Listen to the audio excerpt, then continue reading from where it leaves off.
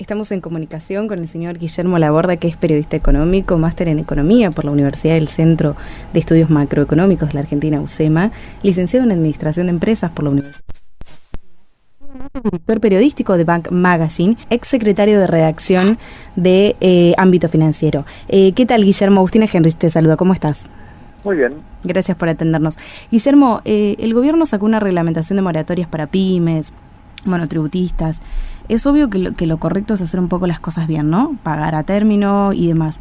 Pero por ahí pensamos un poco en la argentinada de que somos un país al revés. ¿Y por qué nunca hay beneficios para los que pagan en tiempo y forma, por ejemplo?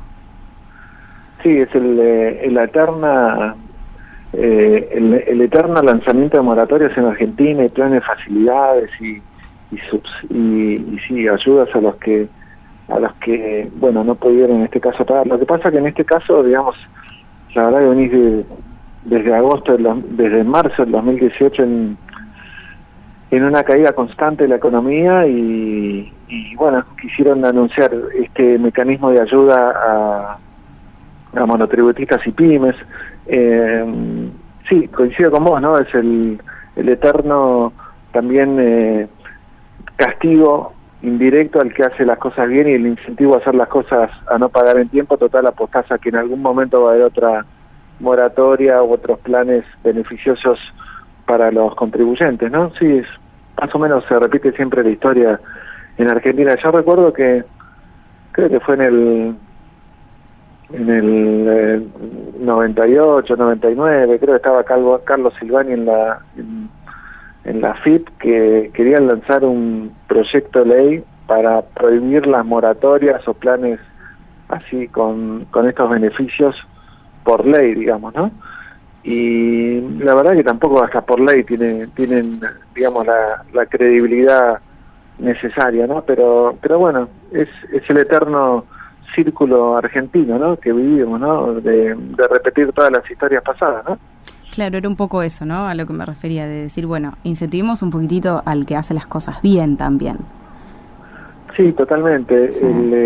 Hoy creo que en la Argentina se está dando una situación particular, me parece, en Argentina, ¿no? Porque que también es peligroso, ¿no? Porque aquel que está pagando impuestos se siente un tonto. Uh-huh. Y la verdad, muchas veces el que lo paga es porque no le queda otra, porque está hipercontrolado.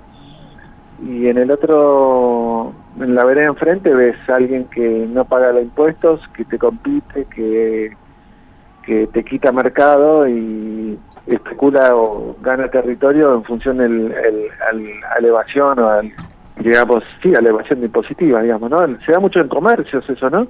Muchos comercios que están en blanco, que pagan alquileres, pagan impuestos y de repente, no sé, compiten contra ferias que no pagan ningún impuesto o manteros que no pagan impuestos, y se da mucho lamentablemente eso en nuestro país. Pero no sé, lo que sí también se está dando es esa sensación de, digamos, ¿cómo te puedo decir?, de rebelión fiscal también, ¿no? Porque al mismo tiempo no solo el que paga impuestos ve que la competencia no paga, sino que también el que paga impuestos ve que el gobierno con esos impuestos gasta en cosas que son insólitas. Por ejemplo, salarios de un chef en el Banco Nación o cosas así, ¿no?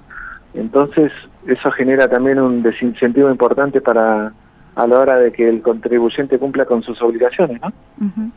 Y te hago otra pregunta respecto de las pymes que hablamos recién y las moratorias.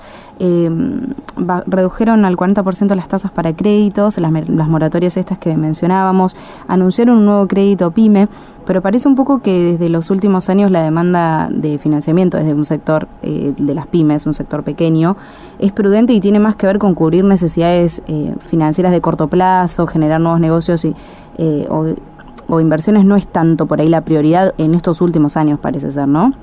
¿Cómo serían estos préstamos? ¿Cuánto le conviene realmente a una empresa como esta, una pequeña, una mediana empresa, tomarlos en un escenario de incertidumbre como el que tenemos ahora, ¿no? Sí, yo creo que el que toma esos préstamos lo hace para cancelar otro tipo de préstamos que ya tenía tasas más altas, ¿no? Me parece que los que lo hacen con ese objetivo. creo que coincido con vos en lo que decías, que no hay ánimo de inversiones hoy de corto plazo en Argentina. Se ve mucho en la incertidumbre que reina, sobre todo con el proceso de renegociación de la deuda. No sabes qué va a pasar con la economía este año, que hay mucha incertidumbre también en lo que es materia impositiva, que hablamos recién, si te suben un impuesto o no te suben. Por ejemplo, vos sos un productor agropecuario, de repente te enteraste que en diciembre era cantado que te suben las retenciones, pero ahora te vuelven a subir otros 3 puntos las retenciones a la soja, ¿no? Uh-huh. Entonces, digamos, hay un constante alterar de las reglas del juego que termina desincentivando también la inversión. No creo que lo que está pasando es eso. No creo que veamos inversiones importantes en Argentina hasta tanto, en primer lugar, no se resuelva bien el tema de la deuda, sino también el tema positivo en Argentina. La presión positiva es altísima. Entonces, digamos, alguien que se lanza a invertir, a poner un negocio, a abrir algún tipo de emprendimiento, y digamos que sabe de antemano que la presión impositiva es altísima y también le genera cierto rechazo a lanzarse a algún tipo de emprendimiento, ¿no? ¿Qué tal, Guillermo? Baltasar Schubert te saluda, ¿cómo estás? ¿Qué tal? Un gusto, Baltasar. Bien, igualmente para nosotros. Guillermo, mencionaste el tema de la deuda y bueno, la negociación con el Fondo Monetario y los bonistas ya entró, digamos, en una fase de tensión y Alberto Fernández incluso ha amenazado con no pagar. Digo, ¿cómo afectaría en la práctica a las empresas si finalmente el gobierno toma esta decisión de defaultear?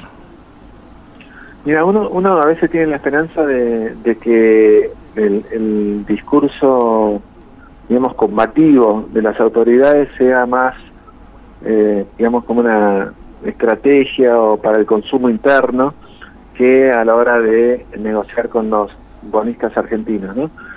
Yo creo que lamentablemente no es así. Creo que es más un pensamiento, una ideología. Por lo tanto, tenés una alta probabilidad de que Argentina no pague en tiempo y forma un vencimiento de la deuda allá por mayo o junio, o directamente que entre en default, ¿no? De hecho, si vos mirás lo que es el riesgo país hoy de Argentina, está en torno a los 2.100 puntos, y eso te habla claramente de que también los inversores no esperan mucho de la renegociación argentina de la deuda. Ahora bien, ¿cómo impacta ese clima si se concreta en Argentina? Y más como que lo que tuviste en 2001, ¿no? Un corte del crédito también para empresas, una mayor tasa de interés, una economía que se seguirá arrastrando. Recordemos desde 2010, 2011 que la economía no crece de una manera sostenida, ¿no? Entonces, me parece vas a ver un acentuamiento de esa situación. Esperemos que no pase, ¿no? Esperemos que sea una estrategia de negociación y que finalmente el gobierno llegue a un acuerdo razonable con los bonistas, con beneficio para las dos partes.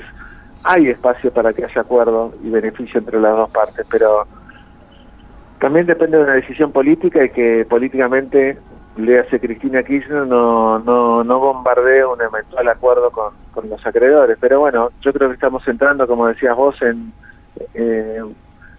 una etapa, en la recta final ya de esta renegociación de la deuda.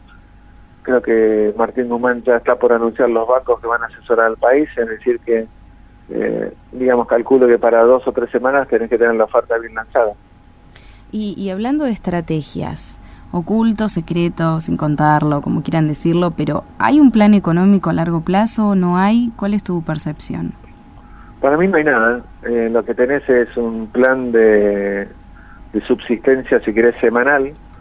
Vos no tenés en el Banco Central reglas claras, no sabes si hacen miran agregados monetarios, si miran tasa de interés, si miden inflation targeting, no sabes cuál es la estrategia que tienen para frenar la inflación. No ves tampoco una suerte de, digamos, política fiscal creíble y razonable a corto o mediano plazo. O sea, nadie sabe bien cómo se va a financiar el gobierno en lo que resta del 2020. cuál va a ser el agujero fiscal que va a tener. Es decir, hay tanta incertidumbre, tanta signo de interrogación, que todo te hace, digamos, confluir digamos, en la cautela a la hora de definir ya sea consumos importantes, como los mide la Universidad de ITELA, la confianza del consumidor, que volvió a bajarte ahora en la medición de febrero, y también lo que es la inversión de empresas, que también frenan porque no saben bien dónde están parados, ¿no? Se ven todos los sectores, desde vaca muerta, el campo, minería, y todos los sectores tradicionales de Argentina, industria, comercio. Entonces yo creo que está todo bastante quieto en ese sentido. Guillermo, te paso otro tema clave como es el tema de precios y salarios, porque Camioneros cerró una de las paritarias más importantes a nivel nacional y fijó un aumento del 26% solo para los primeros meses del año. ¿Cómo afectan estos acuerdos paritarios a los planes de estabilización y descenso de la inflación, considerando que estos incrementos para las empresas después finalmente se traducen en los precios? Sí, porque ahí tenés, cuando uno habla con los directivos de la FADEAC, que es la Cámara de Autotransporte de Carga, ¿no? Y te dice que, bueno, forma parte también del costo que se va a ver reflejado en el flete, en los transportes en Argentina, ¿no? Entonces, que también te va a incidir en algún momento también en los precios al consumidor. Es decir, sí, se termina retroalimentando todo, no en grandes, digamos, participaciones o porcentajes, sino digamos, en lo que influye el transporte en el precio de cada bien, pero sigue siendo una participación importante en el precio final de los productos. Ahora bien, como ya no se mete mucho a la política y uno ve que, bueno, al parecer Moyano, más allá de que sea un gobierno afín a su pensamiento, no cesa en su ambición de obtener todo para camioneros. Así que yo creo que la política en ese sentido no solo no se ve tampoco política económica, sino una clara política gremial o laboral, digamos, en ese sentido. Uno ve al ministro de Trabajo, digamos, en otra cosa, no en temas importantes o pendientes que tiene la Argentina, ¿no? Y estando en una situación de dólar estable como más o menos la que tenemos, está contenido por el gobierno, conseguimos finalmente un índice de inflación por debajo del 3% el mes pasado, y teniendo en cuenta también Brasil, que está haciendo una constante devaluación del real, nos saca cada vez más ventaja. ¿Cuánto más se puede mantener esta política de dólar estable? Sí, yo creo que en febrero marcó ¿cómo te puedo decir? Un mes decisivo en ese sentido, porque lo tuviste por primera vez al Banco Central del otro lado del mostrador, es decir, vendiendo dólares para abastecer, bueno, demanda de importadores, ¿no? Siempre al mercado oficial estamos hablando, ¿no? Entonces, yo creo que, digamos, si el gobierno no alienta una adecuación rápida, digamos, del tipo de cambio en los próximos meses, lo único que vas a ver es cómo el superávit comercial se va a ir esfumando en Argentina, ¿no? Porque los exportadores ya a este tipo de cambio, digamos, no están en una situación muy competitiva. Lo ves en el campo, que más allá de lo que pasa en Buenos Aires, Santa Fe y las zonas más importantes del país, sino en las zonas más alejadas ves que la rentabilidad ya está toda consumida por estos aumentos a las retenciones y la presión impositiva y la caída de los precios. Recordemos, la soja viene cayendo de precio y ahora también se ve afectada por el coronavirus. Pero bueno, más allá de factores externos, lo que tenés acá, y volviendo a tu pregunta del tipo de cambio, es que se está generando un atraso en el valor del dólar oficial que no es sostenible en el mediano plazo. Dicho esto, recalco que o bien se te va a ir consumiendo el superávit comercial. Recordemos que el dólar para los exportadores agropecuarios, por ejemplo de la soja, es de cerca de, con las retenciones que tienen ahora y que se acercan al 33%, va a ser cercano a los 40 pesos, ¿no? El dólar para los exportadores. Ahora, El dólar para los exportadores industriales, que creo que tiene 9%, también se te va de retenciones, se te va a un 55, digamos, ¿no? Bastante diferente de lo que es el valor del dólar en un mercado más, si querés, más liberado, sin tantas restricciones, como puede ser el dólar bolsa o el dólar contado con liqui, que está a nivel de los 80, ¿no? Entonces, o arriba de los 80. Entonces, digamos, esa es la situación que estás viendo. Y sí, coincido que no puede durar mucho el atraso del dólar oficial, digamos. Quizá te puede durar 5 meses, 4 meses, pero en algún momento yo creo que más que nada lo que van a ir haciendo va a ser tratando de darles una suerte de adecuaciones mensuales al tipo de cambio para que no quede tan retrasado, pero es una amenaza a mediano plazo importante la del dólar. Claro, totalmente. Bueno, la última, Guillermo, agradeciéndote. En un escenario de no arreglo de deuda y caída en default, ¿qué deberíamos esperar que suceda? Digo, ¿cómo puede prosperar esto que también circula como un rumor de la repatriación de activos de los argentinos en el exterior? No, yo no creo que toquen los activos de los argentinos no pueden tampoco tocarlos, ¿no? Muchas formas de tocarlos no pueden más que grabarlos, si querés, ¿no? Pero yo creo que